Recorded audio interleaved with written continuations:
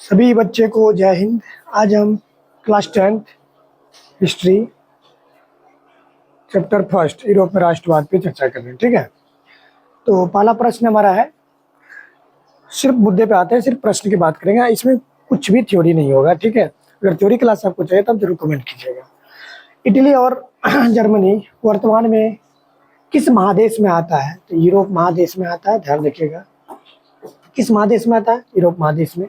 France में किस शासन वंश का पुनः स्थापना वियना कांग्रेस के द्वारा हुआ था? तो बोबो वंश का हुआ था। ठीक है, नेक्स्ट प्रश्न देखिए, आपसे पूछेगा मेजनी का संबंध किससे था? तो मेजनी कार्बोनरी दल का सदस्यता ग्रहण किया था। आपसे पूछेगा इटली एवं जर्मनी का एकीकरण का विरोध कौन कर रहा था? हमेशा ऑस्ट्रिया कर रहा था। ठीक है, ऑस्ट्रिया ने वियना का सम्मेलन किया था। काउंट काबूर को विक्टर मिलेल ने प्रधानमंत्री बना दिया। क्या बना दिया था? प्रधानमंत्री। नेक्स्ट देखिए, गिरिबाल्डी पेशेस क्या था? नाविक था। क्या था? नाविक था। आपसे पूछेगा जर्मन राइन राज्य का निर्माण किसने किया था? Napoleon Bonaparte. किसने किया था? नेपोलियन बोनापार्ट जर्मन राइन का राज्य का निर्माण किया था। आपसे पूछेगा जालवरीन क्या था? ये व्यापारियों का एक गुट था जो रुपया पैसा जमा करता था ताकि बिस्मार अच्छे से जर्मनी के एकीकरण कर पाए। रक्त एवं लोक नीति अवलंबन कौन किया था? बिस्मार किया था। कौन किया था? बिस्मार किया था, क्योंकि बिना खून बहाए सोचता था कि एकीकरण संभव नहीं है। आपसे पूछा है कि फ्रैंकफर्ट की संधि कब हुआ था? 1871 में। फ्रैंकफर्ट की संधि के द्वारा जर्मनी और इटली दोनों के संपन्न हुआ है। नेपल्स की क्रांति 1821 में हुआ था। कब हुआ था? 1821 में। आपसे पूछा है चार्टिस्ट आंदोलन कहाँ हुआ था? इंग्लैंड में हुआ था। कहाँ हुआ था? इंग्लैंड में हुआ था चार्टिस्ट आंदोलन। आपसे पूछा है यूनान को एक स्वतंत्र राष्ट्र घोषित कब किया गया था? 32 में। एंड्रियापोल की संधि 29 में हुआ था। किसके बीच? रूस और तुर्की के बीच। एंड्रियापोल की संधि कब हुआ था? किसके बीच हुआ था? तुर्की के बीच हुआ था। रूस तो है नहीं, कंफ्यूजन की कोई बात नहीं है। सेडान का युद्ध किसके बीच हुआ था? फ्रांस और पर्सा के बीच। जीता कौन था? पर्सा। मैंने बिस्मार्क जीत गया था। नेक्स्ट पूछा, हंगरी की भाषा क्या था? मेंगियार। ठीक है, आपसे पूछा युवा इटली का संस्था किसने स्थापना किसने किया था? ये युवा इटली मेजनी। किसने किया था? मेजनी।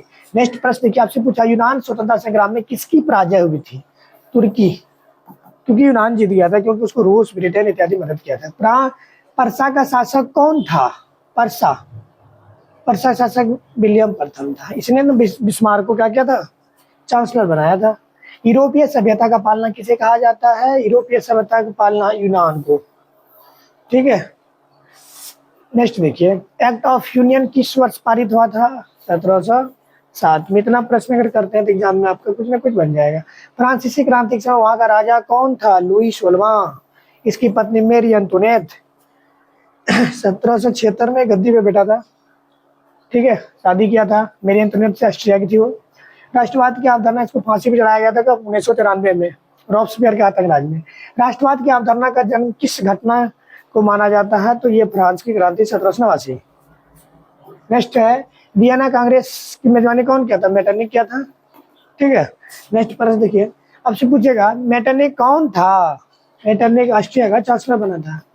ठीक है, नेक्स्ट आपसे पूछेगा मेटरनिक युग का अंत किस वर्ष हुआ था? मेटरनिक युग का अंत हुआ था 1848 में। लुई फिलिप ने गिजो को प्रधानमंत्री बना दिया, तो वो किसी पे ध्यान नहीं देता, गरीब लोग ऐसे भूखे मर रहे थे। तब त्रियास के नेतृत्व में महाभोज का आयोजन हुआ था, जिसमें लोग ने जाना कि ये बहुत गलत कर रहा है। जर्मनी एकीकरण का प्रमुख वास्तुकार कौन था? जर्मनी के एकीकरण का ये बिस्मार्क था, क्योंकि इसने बहुत रक्त बहाया है। अब देखिए, लाल कुर्ती नामक सेना का संगठन किसने किया था? लाल कुर्ती गेरिबाल्डी। ठीक है, आपसे पूछेगा लास्ट प्रश्न देखिए, वियना कांग्रेस में कौन सा राष्ट्र शामिल नहीं था? तो वियना कांग्रेस में कौन सा राष्ट्र शामिल नहीं था? जर्मनी नहीं था। नेक्स्ट प्रश्न देखिए, आपसे पूछेगा सेडावा का युद्ध किनके बीच हुआ था? सेडावा का युद्ध फ्रांस और पर्सा के बीच हुआ था। सेडावा फ्रांस, और जिसमें फ्रांस जीत गया, पर्सा जीत गया था। अब देखिए कुछ लघुत्तरीय है। राष्ट्रवाद क्या था? राष्ट्रवाद एक ऐसी भावना है जो किसी भी भौगोलिक क्षेत्र में रहने वाले लोगों में एकता का भाग बनता है, देख लीजिएगा। मेजनी कौन था? मेजनी साहित्यकार, गणतांत्रिक विचारों का एक योग सेनापति था। ठीक है, और जिसने यंग इटली 1831 में और यंग यूरोप 1934 में स्थापना, ये 1834 में स्थापना किया था, ताकि राष्ट्रवादी भावना का क्या हो? फैलाव हो, लोगों का समर्थन हो। जर्मनी के एकीकरण की क्या बताए थे? जर्मनी के एकीकरण के मुख्य 4 बताए थे। राजनीतिक असमता था, सॉरी राष्ट्रवाद भावना का अभाव था, 300 छोटे बड़े राज्य में विभाग था, और तीसरा था राजनीतिक आर्थिक सामाजिक विषमता था। ठीक है। बाकी देख लीजिएगा यहाँ पे, बाकी सारा चीज बोल दिए। ऑस्ट्रिया का हस्तक्षेप तक छूट गया था। मेटरनी युग क्या है, 1815 से लेकर 1848 तक के जो युग था वो मेटरनी युग था। ठीक है, बाकी यहाँ देख लीजिएगा।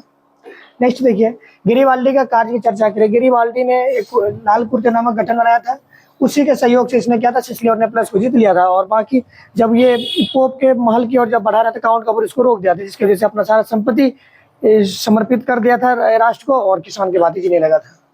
ठीक है, 1848 से फ्रांसीसी क्रांति जानवे करते थे, ये जो को प्रधानमंत्री बनाया और दमनकारी नीति बनाया, जिसकी वजह से वो कोई भी सुधार नहीं किया, अमीरों पे ज्यादा ध्यान दिया, जिसके कारण से भूखमरी बेरोजगारी आ गया, जिसके कारण से जनता असंतुष्ट हो गया और थ्रियस के नेतृत्व में वहां बोझवा और लोग रोड पे उतर पड़ा।